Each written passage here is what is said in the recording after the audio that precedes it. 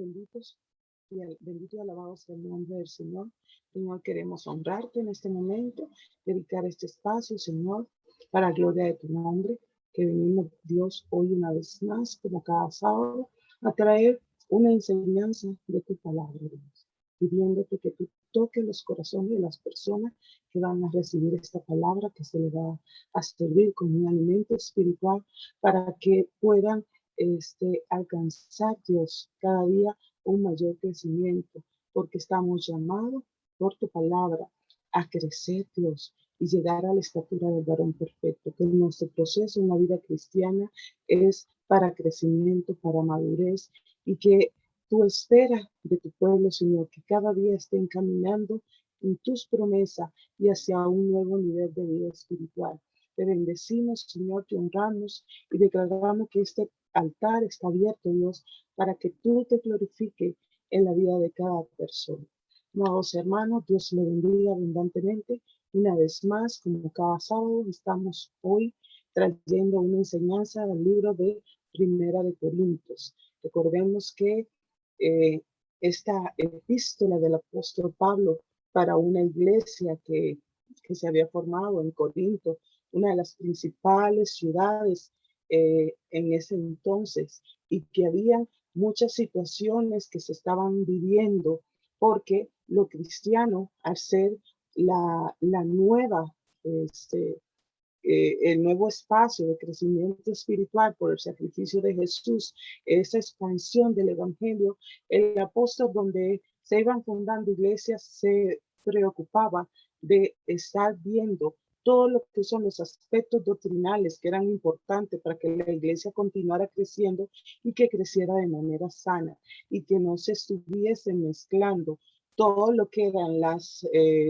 situaciones que se vivían a nivel de la sociedad, a nivel de cultura, que estaban bien arraigadas en este pueblo. Entonces, en el capítulo 7, el apóstol Pablo introduce una enseñanza que establece lo que son los principios de pureza.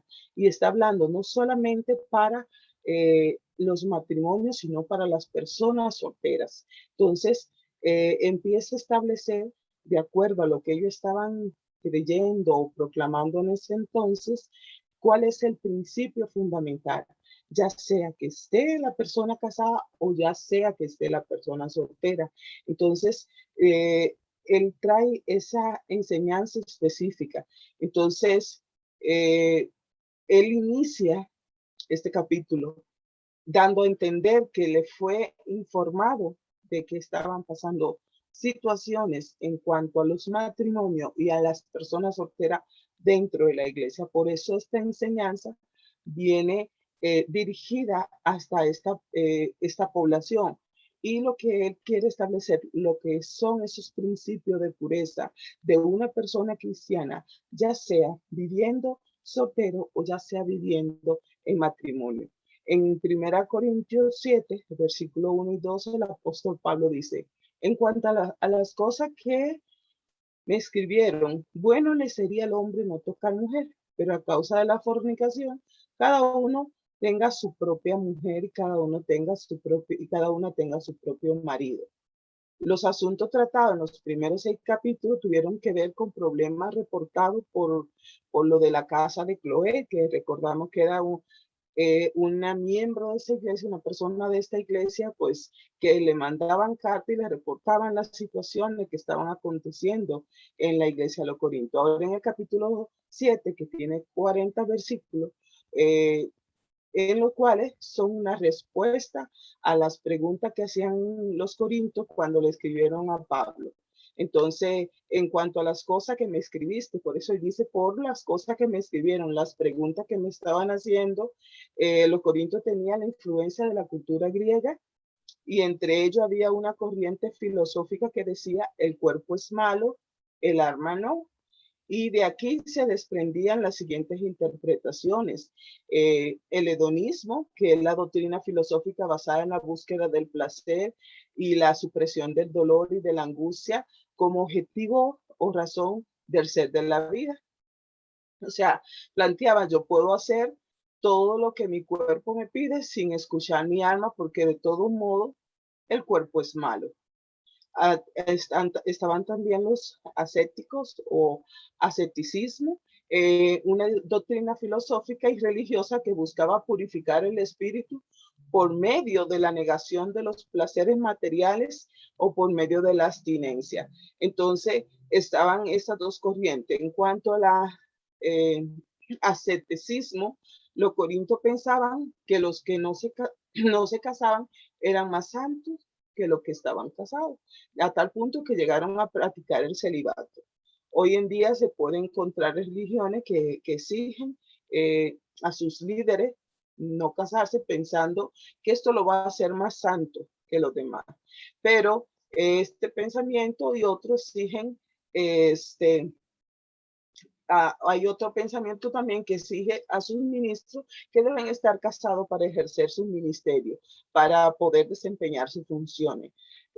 Pero en los dos extremos son totalmente erróneos. Recordemos que los extremos son erróneos, que en todas las cosas hay que buscar siempre el equilibrio, ya sea que la persona esté casada o como que la persona esté soltera, puede ejercer su ministerio y puede experimentar una vida abundante en Dios y ver las situaciones que se pasen, ya sea en vida matrimonial o en vida de soltería, como parte de un proceso de vida y de crecimiento para el creyente.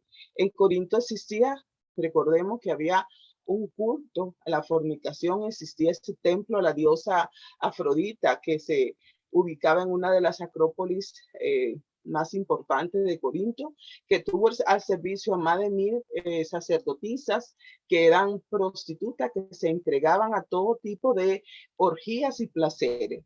Entonces los corintios creían que mantenerse en el celibato lo haría ser más santo, pero lo cierto es que muchos, al no tener su propia esposa, cedían a lo que eran las tentaciones sexuales. Entonces, por esto el apóstol Pablo sabía que ellos estarían sometidos a grandes tentaciones, por lo que le dice que mejor le era casarse para huir de la fornicación o para que huyan de mantenerla, para que pudieran mantener su pureza sexual. El deseo de Dios es que los humanos puedan practicar todo lo que Él diseñó para el ser humano en los límites, la sexualidad en los límites del matrimonio. Y esto no va a hacer a nadie menos o más santo que otro.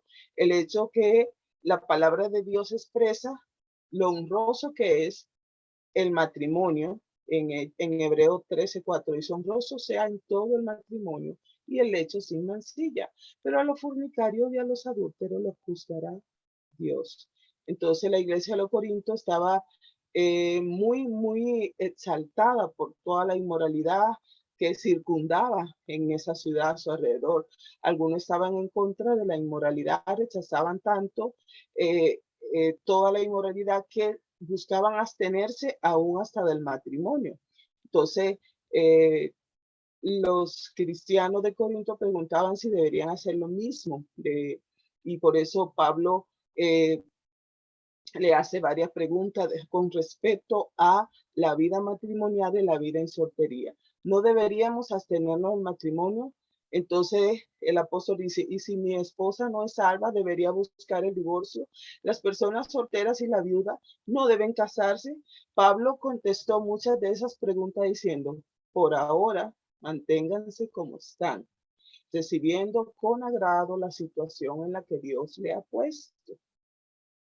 No busquen casarse o ni busquen quedarse solteros. Vivan dentro de la voluntad de Dios cada día y que Él, a través de su palabra, le va a ir mostrando a cada uno qué hacer. Espiritualmente, cuando nosotros nos convertimos en cristianos, nuestros cuerpos le pertenecen a Dios. Recordemos que el paso de la salvación, lo que Cristo hizo en la cruz del Calvario fue un pacto que firma con cada creyente. Entonces ya todo lo nuestro, todos nosotros le pertenecemos a Jesús y todo lo de Jesús nos pertenece a nosotros. Entonces nuestro cuerpo le pertenece a Dios, ya que Jesucristo lo compró al, pagando el precio en la cruz del Calvario para librarnos del pecado. Entonces, el apóstol aborda el tema tratando de que la persona se ubique, ya sea la situación que le corresponde vivir, trate de estar dentro de la voluntad de Dios, trate de seguir su palabra y que le conduzca a través del Espíritu qué debe hacer y qué no debe hacer, porque era que se estaban tratando de imponer doctrina o situaciones que se iban al extremo, entonces esto traía muchos conflictos dentro de la iglesia. Y al punto que la persona pues aún podían ahuyentar a los nuevos creyentes. Por eso él empieza a dar una enseñanza, continúa respondiendo, perdón, las preguntas en 1 Corintios del 3 al 7. El marido cumpla con su mujer el deber conyugal. Asimismo, la mujer con su marido, la cual no tiene potestad sobre su propio cuerpo, sino el marido. Ni tampoco lo tiene el marido potestad sobre su cuerpo, sino la mujer. No os neguéis el uno al otro, a no ser por algún tiempo de mucho consentimiento para ocuparos sosegadamente en la oración y volver a juntaros el uno para con el otro, para que no os tiente Satanás a causa de vuestra incontinencia. Mas esto digo en vía de concesión, no por mandamiento. Quisiera más bien que todos los hombres fuesen como yo, pero cada uno tiene su propio don de Dios. Uno a la verdad de un modo y otro de otro. Pablo establece un principio importante en el matrimonio. Cada quien debe cumplir su deber conyugal y ninguno debe negarse al otro. Y, y que la sexualidad fue diseñada para el uso dentro del matrimonio y que es una responsabilidad para cada uno, que es un asunto recíproco tanto de la mujer para con el hombre. Entonces, y que la abstinencia sexual queda prohibida dentro del matrimonio para que las personas pues no vayan a caer en tentación. Entonces, que cada uno debe preocuparse por su cónyuge. Pablo dice que al menos que sea una situación bajo mutuo acuerdo, por búsqueda, por oración, por un proceso de búsqueda espiritual y de mucho consentimiento y que no se haga por mucho tiempo, pues pueden hacerlo y pueden no prolongar estos espacios para que puedan cuidar lo que es su parte física. Recordemos que nosotros somos espíritu, alma y cuerpo, y cada una de estas áreas de nuestra vida debe tener su justa necesidad descubierta para que podamos ser personas cristianos equilibrados y que podamos realmente tener ese desarrollo que Dios espera como creyente en las tres áreas de nuestra vida. Entonces, se esperaría que el apóstol recomendase de manera exclusiva el matrimonio con un trasfondo judío, ya que los rabinos consideraban indispensable el matrimonio para un hombre. Sin embargo, él dice que él desea que fueran como él, pero si no pueden, si no tienen ese don de Dios, si no pueden mantenerse en la soltería, pues da la libertad a que se casen. Y no es que está dando que uno tiene mayor ventaja sobre otro. Esto dice por medio de concesión, no como un mandato. Está diciendo, ya que Jesús no dijo nada al respecto, pero Pablo está diciendo y está recibiendo la revelación en ese momento del Espíritu y que hace uso de su sabiduría para recomendar lo mejor. Él está poniendo, no dice, esto no es por un mandato de Dios. En mi experiencia, no es por concesión, no es por mandato, pero bien le sería quedarse como yo, pero Dios a cada uno le da su don. Posiblemente Pablo creía que estaba viviendo no en los primeros años de la iglesia, sino en los últimos años, y que ya estaba cerca el regreso de Jesucristo y ocurrían, y que ese regreso iba a ocurrir de un momento a otro, por lo cual él consideraba que era mejor que estuviesen solteros para servirle al Señor sin ningún impedimento o sin ningún compromiso. Y esto lo decía de la siguiente manera: quisiera pues que estuvieseis sin congoja. El soltero tiene el cuidado de las cosas del Señor, de cómo agradar al Señor, pero el casado tiene cuidado de las cosas del mundo, de cómo agradar a la mujer. El consejo de Pablo revela su devoción total a la difusión de la buena nueva. Mucha gente piensa que el matrimonio arreglará todos sus problemas. Entonces, en esta enseñanza el apóstol Pablo le está dando a entender o está dando la enseñanza que se le dé su justo valor de acuerdo a la medida, de acuerdo a la vivencia de cada una de las personas.